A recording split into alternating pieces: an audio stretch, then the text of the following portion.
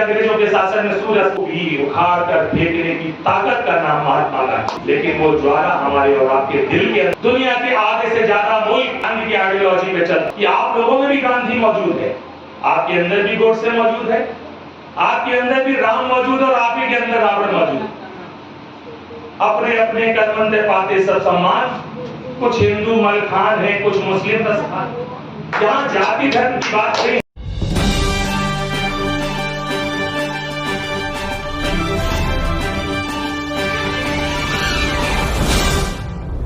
एक ऐसा दिन जिसे न केवल हिंदुस्तान बल्कि उनके मानने वाले पूरे विश्व में आज सद्भावना दिवस के रूप में मनाते हैं। मैं बात कर रहा हूं मां भारती के वो सपूत, हम लोग जिन्हें परमपिता के बाद राष्ट्रपिता की भूमिका में हम हमेशा याद करते हैं, श्री मोहनदास करमचंद गांधी बापू। आज उनका हम जन्मदिवस मना रहे हैं, जयंती मना रहे हैं। साथ ही साथ जयंती मना रहे हैं हम एक ऐसे भारती के लाल का भी, जिसे कहा जाता है कि जिनका जीवन जितना कष्टदायक बीता, लेकिन उनकी सादगी और उनकी सत्यता, उनकी ईमानदारी उन्होंने एक पल के लिए नहीं छोड़ी। और भारत में आज भी जब किसी व्यक्तित्व की बात होती है, किसी के इस कहा जाता है कि काल हम लोगों का जो मृत्यु लोक है, और जहां तक उसका लिखित इतिहास है, तो उसमें राजनीतिक रूप से अगर कोई बात की जाए तो मैं समझ सकता हूं सादगी और ईमानदारी की मूर्ति के रूप में पंडित लाल बहादुर शास्त्री जी को जाना जाता है। मैं बहुत बहुत श्रद्धासुमन अर्पित करता हूं। सम्मानित मंच पर हमारे विराजमान राजपूत जी, यादव जी, हमारे बगल में हमारे झिझक रसूलाबाद ब्लॉक के कांग्रेस के अध्यक्ष हैं तिवारी जी, जिला कांग्रेस कमेटी कानपुर देहात के महामंत्री आनंद दुबे जी, और औरैया जिले के यूथ कांग्रेस के अध्यक्ष हमारे मनोज पाल जी, सामने बैठे हुए हमारे मित्र जिन्होंने अभी आपको बहुत देर हमारे देश के और देश के उन सपूतों के बारे में अपनी तकरीर की, हमारे बचपन के साथी राम जी मिश्रा जी, सुरेश भैया मेरे बचपन से जुड़े हुए व्यक्ति हैं, और दिनेश जी जो मीडिया को देख रहे हैं, साथ में उनके और भी छोटे हमारे भाई लोग हैं जो अभी मीडिया से जुड़े लोग हैं। साथ साथ इस कार्यक्रम को राम जी भाई ने बात कही आपसे कि तो साहस है, ये साहस नहीं है कि इस दौर में भी अगर आप गांधी जयंती को मना रहे हैं तो निश्चित तौर पे आप जो है स्वागत करने योग्य व्यक्तित्व है। मैं बहुत बहुत साधुवाद धन्यवाद अपने उन साथियों को भी देना चाहता हूं जो इस कार्यक्रम के शिल्पकार हैं।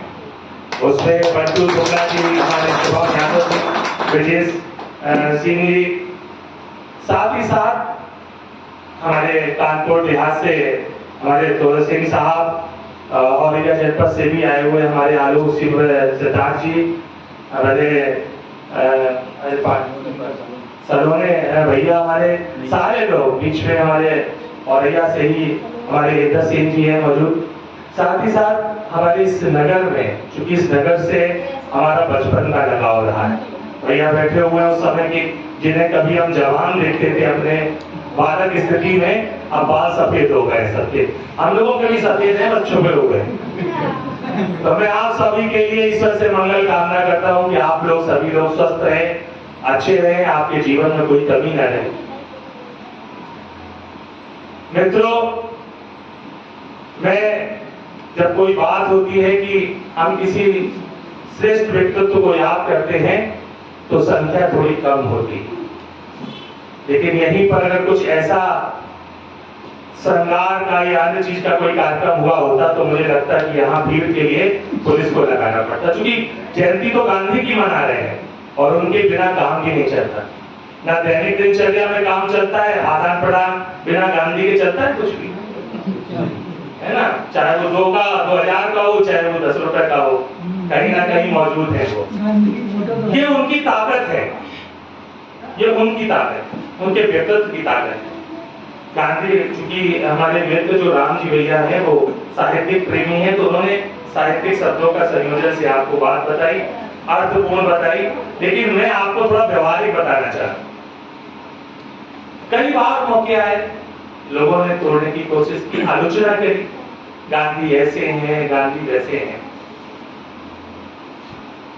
लेकिन गांधी के बिना आज वो लोग भी नहीं जी पा रहे और चल पा रहे हैं जिन्होंने गांधी को पिछले एक दशक से व्हाट्सएप इंडस्ट्री में, सोशल मीडिया में विभिन्न तरीकों से बदनाम करने की कोशिश की।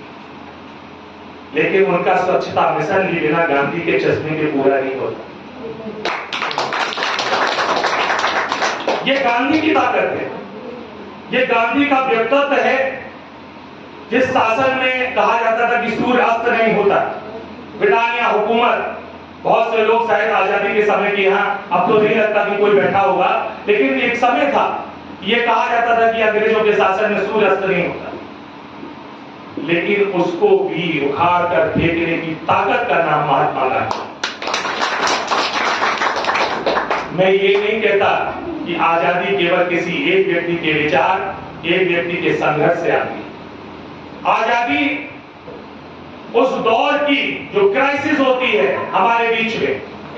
फर्क क्या था? मैं आपसे पूछूं तो आजादी के पहले भी हम लोग यही खाना भी खाते थे, वस्त्र भी पहनते थे, मकान भी मेरे अपने होते थे, लेकिन ये कहने का हमें अधिकार नहीं था ये देश तो मेरा है, लेकिन इस देश में हम लोग गुलामों की तरह थे। सिर्फ इतना तो अंतर था। और उसके बाद इस देश में एक क्रांति आई। उस क्रांति का जनक के रूप में लोग मंगल पांडे जी को मानते हैं। रानी लक्ष्मीबाई ने भी, झलकारी बाई ने, बहुत सी वीरांगनाओं ने भी उस युद्ध का नेतृत्व किया, उस संघर्ष का नेतृत्व किया, लेकिन वो कहीं ना कहीं वो संघर्ष की जो ज्वाला थी वो किसी व्यक्ति में, वो हो सकता कि नेतृत्व करता नहीं हो, लेकिन वो ज्वाला हमारे और आपके दिल के अंदर थी, इसलिए इस संघर्ष को हम लोग करते। मैं मानता हूं कि गांधी को उल्टा सीधा कहने से लोगों के काम बन सकते हैं, वो विभाजन कर सकते हैं अपने समाज में, देश में, वोटों में, लेकिन गांधी कल भी प्रासंगिक था, गांधी आज भी प्रासंगिक है, और मुझे लगता कि हमारे ऐसे हजारों पीढ़ियां बीतने के बाद भी क्रांति प्रासंगिक रहेगा। ये हमारा, जब तक हम किसी रास्ते को तय नहीं करते तो हमें उस मंजिल का पता नहीं होता। हमारे मित्र ने एक बात कही, अगर गांधी को अगर 10 प्रश्न भी पढ़ लिए जाए गांधी के बारे में, तो शायद जो समाज में फैली हुई गंदगी है और हमारे अंदर भी जो समस्याएं हैं उनसे भी हम मुक्ति पा सकते। बहुत बड़े बैरिस्टर थे, आप लोग जानते हैं, बहुत बड़े बैरिस्टर थे। जब उन्होंने देखा कि मेरा देश, पहले वो अफ्रीका की आजादी के भी नायक बने, वहां पर भी गोरे और कालों के बीच में युद्ध था, और जाके उन्होंने वहां पर भी जो है सामंजस्य की स्थिति पैदा की। आज इतने हमें, मुझे तो ये जानकारी है, मैं चूंकि दक्षिण अफ्रीका गया नहीं कभी, तो इसलिए लोग बताते हैं कि जितनी मूर्तियां भारत में चौराहों पे, चक्कियों पे गांधी की लगी हुई हैं, उससे कम अफ्रीका में नहीं। दूसरे मुल्कों के लोग हमारे गांधी को स्वीकारते हैं। दुनिया के आधे से ज्यादा मुल्क गांधी की आइडियोलॉजी पे चलते हैं, और कितने कष्ट की बात है कि गांधी के अपने देश में, गांधी भी एक दिन में गांधी नहीं बने थे। मैं इसलिए इस बात को कहता हूं कि आप लोगों में भी गांधी मौजूद है, आपके अंदर भी गोडसे मौजूद है, आपके अंदर भी राम मौजूद है, और आप ही के अंदर रावण मौजूद है। अपने अपने कर्मंदे पाते सब सम्मान, कुछ हिंदू मलखान है, कुछ मुस्लिम दस्तान, जहां जाति धर्म की बात नहीं होनी।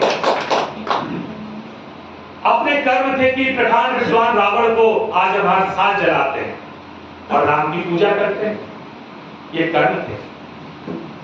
गांधी भी एक दिन में गांधी नहीं बना था। जो नए बच्चे बैठे हुए हैं उनके लिए ये बात कह रहा हूं। मोहनदास करमचंद से महात्मा बनने में उनको 37 वर्ष लगे, 37 वर्ष का संघर्ष। बचपन से कोई गांधी महात्मा नहीं हो गए। जब उन्होंने पीड़ा देखी, समाज की पीड़ा देखी, उन्होंने छुआछूत देखा, आपसी क्लेश देखे, भाईचारा टूटता देखा, उनके अंदर वो सारी चीजें, क्योंकि गांधी विचारक थे और कई पीढ़ियों में कभी एक गांधी आता है, मुझे लगता वो विशिष्ट थे। ईश्वरी व्यवस्था में उन्हें निश्चित तौर पे स्पेशल व्यक्तित्व के रूप में ही हम लोगों के समाज को अच्छा करने के लिए भेजा गया हो। मेरा मानना सिर्फ इतना है कि जब हम गांधी, आज वो माहौल बना हुआ है, हम जब बैठते हैं, हम लोग भी ये गलतियां करते हैं, नाम भूल जाते हैं, शुक्ला जी, तिवारी जी, चौबे जी, यादव जी, ठाकुर जी करते हैं। एक दौर था, हम लोगों ने भी जिया है, जब हमारे यहाँ, चूंकि मैं ऐसे कुलीन परिवार से हूँ कि बहुत से सहयोगी जिसे कर्मचारी के रूप में काम करते थे। एक बार हमने अपने सफाई, मुझे याद है बचपन की, कि एक बार में एक अपने सफाई कर्मी जो बाल्मीक समाज से थे, मैंने उनका नाम ले दिया था कि रोशन बाबा। तो इस बात से मुझे कम से कम 2 घंटे दंडित किया गया था कि केवल बाबा कहने से काम नहीं चल सकता। तुमने कैसे उससे उसका नाम लिया, जिसकी उम्र आपसे 2 से ज्यादा है, 3 से ज्यादा है, आपको नाम। पहले हम लोग प्रायः रिश्ते में होते थे कि चचा, मौसिया जी करके बात करते थे, अब हम लोग आपस में बिकते हुआ। मैं इसलिए इस बात को कहता हूं कि इस जगह गांधी की जरूरत क्यों है। पहले आपको धार्मिक रूप से तोड़ा गया, सियासी लोगों के अपने अपने काम पूरे होते हैं। एक हमारे यहाँ बांध में कभी उर्स होता था, तो मैं वहां उद्घाटन करने आता था कई साल। मैं अभी 2-3 सालों से नहीं गया, तो वहां एक दुबे जी आते थे, कब्बाल हुआ करते थे। मैं अपनी बातें पुरानी शेयर कर रहा हूँ। दुबे जी कब्बाल हुआ करते थे रसूलाबाद के, और वो उर्दू के अच्छे जानकार थे। तो मुझे उनका एक वो कहा हुआ मुक्तक कहें, शेर कहें, कि जब मैं पैदा हुआ तो मुझको मालूम था मैं इंसान था। मैं जब मैं पैदा हुआ तो एक इंसान था मैं, ना हिंदू था ना मुसलमान था मैं। धर्म और मजहब के ठेकेदारों ने ऐसा सिला दिया, किसी को हिंदू तो किसी को मुसलमान। मैं इस बात को इसलिए कह रहा हूं कि पहले धार्मिक रूप से हमें तोड़ा गया। आप हिंदू हैं, जबकि आप जानते हैं कि हिंदुस्तान में रहने वाले आज भी लगभग 98.7% की फिगर मैं मानता हूं कि 100%, कुछ एक को छोड़ दें तो वो हिंदुस्तान के नागरिक हैं। कन्वर्ट होकर दूसरे धर्मों को उन्होंने स्वीकार किया, उनके साथ ही, लेकिन वो भारत माता के ही पुत्र है, लेकिन उनके साथ भी व्यवस्था का भाव। उसके बाद उनका मन नहीं बना, तो उन्होंने कहा कि आप साहब अगड़े और पिछड़े की लड़ाई की जाए, दलित को अलग किया जाए। ये एक सोची समझी रणनीति के तहत इस तरह के कार्य। आप बताइए कि ये देश जो है, मां भारती का कोई भी बच्चा अगर भूखा है, रोता है, परेशानी में है, तो मां के लिए तो कष्टकारक होता ही है। फिर इसलिए ये क्यों हो रहा, क्योंकि कहीं ना कहीं हमने गांधी को पढ़ना छोड़ दिया और हमारे आदर्श जो है फिल्मी हीरो होने लगे। हमारे आदर्श सुभाष चंद्र बोस नहीं रहे, हमारे आदर्श वो राजनीतिक लोग होने लगे जो कुछ पैसे पाते ही मोटी मोटी सैलर सोनी की चैनल और फॉर्चूनर पे चल के जो है लोगों को बताने लगे कि साहब मैं नेता हूं, कोई साहब किसी सभा का अध्यक्ष है, कोई किसी सभा का अध्यक्ष है। हमने छोड़ दिया गांधी को, क्योंकि गांधी को मानने के लिए आपका जिगर चाहिए। गांधी को मानना इतना आसान थोड़ी नहीं। अगर वो सारे मर्जों की दवा है तो फिर उस दवा को अपनाने के लिए भी आपको बहुत संघर्ष करना पड़ता, क्योंकि ये शॉर्टकट है। 10-5 लाख रुपए खर्च करो, युवा नेता बन जाओ, 60-70 साल तक क्रीम पाउडर लगा के युवा नेता बने रहो। बाद में पता चले आपने समाज को दिया क्या, दिया कुछ नहीं साहब। जिला पंचायत बने थे तो 50 लाख में खरीद लिया था एक में, प्रधान जी बने थे तो 1 करोड़ कमा लिया। ये सब होता है, इससे देश नहीं चले। मैं इसलिए कह रहा हूं कि सियासी तौर पे मैं भी किसी दल से ताल्लुक रखता हूं, लेकिन भावनात्मक रूप से और जैविक रूप से ईमानदार व्यक्ति हूं। शायद इसीलिए कभी भी अभी हमारे मित्र ने कहा कि ये शायद बनाए नहीं गए राजनीति के लिए। मेरा मानना यह है कि संघर्ष करने के बाद बहुत से सदन ऐसे हैं, लोग अगर सदन को कामयाबी का रास्ता मानते हैं तो हम ईश्वर से कहते हैं कि मुझे कभी किसी सदन में नहीं भेजना, लेकिन मुझे इंसान बनाए रखना। अगर सदन में जाने के बाद मैं भी उनकी तरह हो जाऊं तो मुझे वैसे ही भेजना नहीं। मुझे लगता है कि मेरी इंसानियत मेरे साथ भी और मेरे बाद भी याद की जाएगी। पद तो आज है, 5 साल बाद खत्म हो जाएगा। लेकिन अगर आप लोग देश के बारे में, समाज के बारे में सोचते, गांधी यही तो कहता है, किससे प्रेम कर रहे हैं आप, किससे दुर्भावना रखते हैं, ये भी तो आपका भाई है। हम पहले अपने लोगों को जोड़ने की बात नहीं करते। मैं देखता हूं यदा कदा हम लोग दलित भाइयों से बड़ा अजीब सा व्यवहार कर जाते हैं। नहीं कर रहे हैं, वो मेरे लोग हैं, मेरे अपने लोग हैं। और गांधी यही तो कहता है कि पहले सब लोग आप खुद में खुद की। लोग अभी सरकार की बात में करूं, सरकार स्वच्छता अभियान के लिए करोड़ों रुपए खर्च कर रहा है। आज जरा मोबाइल पे भी घंटी मारो तो 2 अक्टूबर को ये होगा, वो होगा, स्वच्छता अभियान, और कई मिनिस्टर आते हैं 150 इकट्ठे होकर झाड़ू में पकड़ते हैं। तो भाई 2 फुट की जगह साफ नहीं होती, वो पहले ही साफ। मीडिया के लोग आते हैं, फोटो खींचते हैं उनकी, क्योंकि वो छपास जो रोग होता है ना, उसके लिए वो सब करने आते हैं। महात्मा गांधी ने स्वच्छता की बात तो कही थी, लेकिन इस स्वच्छता के साथ साथ आंतरिक स्वच्छता की भी बात कही थी। जो काला दिल लेकर आप देश चला रहे हैं, उसको भी स्वच्छ करिए। जनता ने आपको चुना है, जनता आपसे अपेक्षा करती है कि आप हमारी रक्षा करें, आप हमारे अच्छे भविष्य के बारे में सोचें। आपके वस्त्र अच्छे हैं जरूरी नहीं है। हमने पढ़ा था कि जब आपदा होती है तो राजा जो है वो सेवक की भूमिका में होता है, लेकिन मैंने इस देश में कुछ ऐसे भी सीन देखे कि जब देश में आपदा थी तो राजा दिन में 25 बार वस्त्र बदल रहा था। क्या ये ठीक है? ये राजनीतिक मंच नहीं है। मैं एक व्यक्तिगत रूप से मैं ये बात कर रहा हूं। मैं भी हिंदुस्तान का नागरिक हूं, मैं भी एक व्यापारी भी हूं, मैं एक समाज का व्यक्ति हूं, तो मैं भी मेरा भी दायित्व है कि हमें इस पे बात करनी पड़े। सवाल पूछो तो मैं तो बहुत छोटा, बड़े बड़े लोगों को तो साहब हाथ धोने पड़ते हैं अपनी सदस्यता से भी। कब आपको जेल भेज दिया जाए, कब आपको राष्ट्रद्रोही बना दिया जाए, ऐसा इस देश में कभी नहीं था।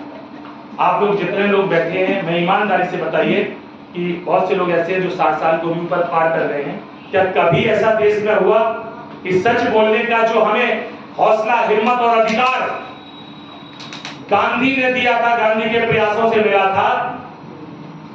हम तो सोचते थे कि ये सदियों चलेगा, लेकिन 75वें वर्ष का अमृत काल में पता नहीं कौन सा चेहरा दिखला जो हमारी उस स्वतंत्रता को कहीं ना कहीं प्रभावित कर रहा। हमें खड़ा होना पड़ेगा, राजनीतिक रूप से नहीं, अपने देश को बचाने के लिए। यह लड़ाई हमारी फिर से है। एक बार हम गोरों से लड़े थे, और जब गोरों से लड़ रहे थे, मैं अपने संबोधनों में इस बात को जरूर करता हूं कि जब मैं गोरों से लड़ रहा था तब गोरों के रंग रूप अलग थे, वाणी अलग थी, भाषा अलग थी। हम पहचान जाते थे कि ये गोरे हैं, हम भारतीय हैं, इसलिए हम लोग उनसे सतर्क रहते थे। लेकिन इस बार हमारी लड़ाई हमारे अपनों से है, हमारी तरह के लोग हैं वो। लेकिन इस समय इस देश को, इस मुल्क को आस्तीन के सांपों की तरह वो डसने का काम कर रहे हैं, उनसे बचने की जरूरत है। और इसके लिए आपको देखिए, ये जो गोष्ठियां हैं, क्रांति भी मुझे लगता है कि कभी जब देश स्वतंत्र रहा होगा तो ऐसे ही हम लोग बैठ के ही हम लोगों ने शायद अपने समूह बनाए होंगे और उस तरह से इसके लिए संघर्ष किया होगा। क्योंकि गांधी सामने है और पंडित लाल बहादुर शास्त्री जी हमारे सामने हैं, तो मुझे लगता है कि सच ही बोलना चाहिए, सच के सिवा कुछ नहीं बोलना चाहिए। हम सबको बहुत इस चीज का ध्यान रखना है। गांधी के बारे में आपने जो बातें बताई, बहुत से बच्चों को नई जानकारी रही होंगी। गांधी की एक संस्मरण, गांधी का एक बहुत ही प्रचलित संस्मरण है। एक बार जॉर्ज फिलिप ने उनको बुलाया, महारानी एलिजाबेथ के पति ने, और कहा कि नहीं साहब वो मिलेंगे और महारानी भी मिलेंगे, राजा साहब भी मिलेंगे और महारानी भी मिलेंगे। उस समय इस देश में हुकूमत उनकी हुआ करती। महात्मा गांधी पहुंचे वहां पर, वही अपना लाठी, बगल में घड़ी, छोटी सी धोती, जैसे फकीरों की तरह अपने पहुंचे वहां पर। चूंकि वहां का एक अपना प्रोटोकॉल होता है, आपने कभी देखा हो अंग्रेज लोग यहाँ तक हाथ में भी दस्ताने पहनते हैं, तब रानी से मिलने के लिए एक अपना प्रोटोकॉल होता है, उसी अदब से आप मिल सकते हैं। तो जब वो वहां पहुंचे, दरबार ने रोक दिया, आप कौन, उन्होंने अपना परिचय दिया कि मैं महात्मा गांधी, मैं मोहनदास करमचंद गांधी फ्रॉम इंडिया, मैं जो रानी साहिबा का आदेश था कि उनसे मिलना है, देश के बारे में चर्चा है। बोले नहीं रुकिए आप, लोग जाते हैं, कहते हैं कि रानी साहिबा को कोई आए हुए हैं, कपड़े वपड़े तो उनके हैं नहीं, और क्योंकि रानी से मिलना है, केवल फिलिप से मिलना हो तो चल जाए, क्योंकि महिला से भी मिलना है। महात्मा गांधी बोले नहीं जाऊंगा तो ऐसे ही, नहीं तो मैं वापस जा रहा हूं अपने देश। बताया उन्होंने कि नहीं, उन्होंने कपड़े सूट जो भेजे थे, इसे पहन लो, फिर रानी साहिबा से मिल लो, वही कपड़े उपलब्ध कराए। बोले कि नहीं, मैं तो अपने कपड़े जितने मेरे शरीर पर है यही पहन के मिलूंगा। जब वो नहीं माने, जब जाने की जिद करने लगे, तो रानी साहिबा का आदेश आया राजा साहब का कि वो जैसे भी है उन्हें आदर से हमारे समक्ष में। ये पूरी लिखित घटना है, कई लोग इसको शॉर्ट में करके। गांधी जी अंदर जाते हैं, रानी साहिबा जब तक कुछ बोल पाए उससे पहले फिलिप थोड़ा ज्यादा बोलते थे, जो उनके पति थे, क्योंकि वो ससुराल में शासन कर रहे थे, तो उनमें गंभीरता का थोड़ा अभाव था। तो वो उससे पहले ही बोल रहे थे कि मिस्टर गांधी, आपके कपड़े कहां हैं? तो बोले राजा साहब, हमारे कपड़े तो आप ले लिए, मेरे पूरे देश के कपड़े आपने ले लिए, मैं कैसे इनसे अच्छे कपड़े पहन सकता हूं जब आपने पूरे मुल्क के बस धारण कर रखे हैं। अगर आप मेरा देश छोड़ दें तो हम भी आपकी तरह अच्छे कपड़े पहनने के हैं। शास्त्री जी, इस्हाक खान का एक संस्मरण है कि बहुत लंबे हुआ करते थे, पाकिस्तान के नेता थे, ताकतवर नेता थे। एक जगह संयुक्त राष्ट्र का सम्मेलन चल रहा था, अपने शास्त्री जी छोटे करते थे, तो उन्होंने कुछ इस तरह का मजाक किया कि देखा आपने गांधी जी, आपका मतलब उन्होंने साइज पर टिप्पणी जब की तो वो मुस्कुराए। मैं पूरी बात सच पर थोड़ा भूल रहा हूं, मुस्कुराए और इतनी सी बात कही, ये खान साहब निश्चित तौर पे आपको भगवान ने बहुत अच्छा शरीर दिया है और मुझे, लेकिन एक बात हम लोगों में जो कॉमन है, हाँ उनका कहना था मैंने सर झुका कर करूंगा, आप छोटे आप दब जाए, तो उन्होंने कहा हाँ निश्चित तौर पे ईश्वर ने आपको लंबी काया दी है और मुझे छोटी काया दी, लेकिन ईश्वर ने एक और अच्छी चीज की है जो मेरे साथ है कि जब आप बात करोगे तो सर झुका के बात करोगे और जब मैं बात करूंगा तो सर उठा के बात करूंगा। मित्रों, आज ये कार्यक्रम, मैं फिर वही बात कहूंगा कि पंचौसी हमारे लिए, मुझे लगता है जो मेरा अपना गांव है, अपना कस्बा है, उतना ही मेरे लिए ये प्रिय रहा है। हम लोग बचपन का बहुत समय हमारा यहाँ गुजरा है और अभी भी सपनों में भी कभी कभी हम यहाँ लेटे बैठे दिखाई पड़ते हैं। जब कभी सपने आते हैं तो लगता है कि आज हम वहां घूम रहे हैं। तो इसलिए आप लोग सभी हमें अति प्रिय हैं। हम लोग जिस तरह भी हम आपस में एक दूसरे के काम आ पाए, जब भी जरूरत है आपका स्वागत है। हमारे लायक कभी भी ऐसा लगे कि हम आपके जीवन में किसी तरह से उपयोगी हो सकते हैं तो आपके परिवार के हिस्सा होने के नाते हम आपके साथ हैं।